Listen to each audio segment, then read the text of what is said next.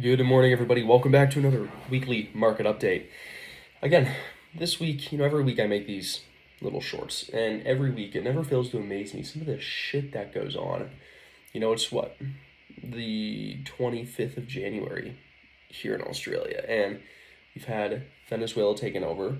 We've had a gold that is on this absolute historic run, silver that's on this historic run, Japanese bonds that are through the roof, calling an emergency meeting last week.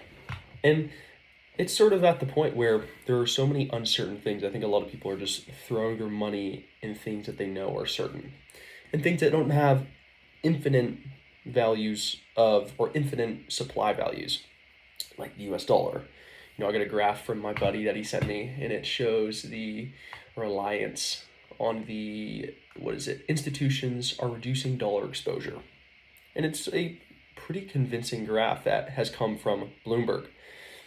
But I see why when you've got this money printer that's perpetually turned on, your dollar is obviously being devalued because of it.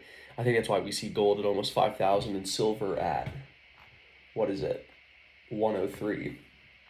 And the case for Bitcoin is, yes, it's scarce, but people are still having a hard time getting their head around it, that it's a token that is this safe hedge against inflation in the future.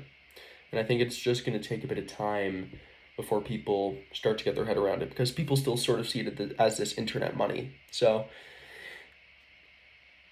we'll see how long that takes and for that adoption to occur.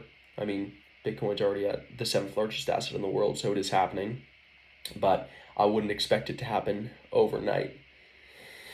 Then we have the stock market.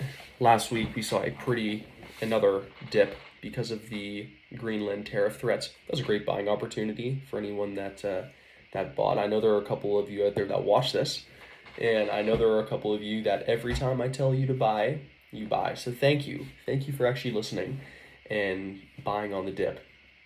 Because for those of you who've been doing it for the last 5 years, hallelujah. But I think from here we just, when I look at what I'm sort of putting my money into, I'm starting to put a bit of money into a defense and electrical portfolio.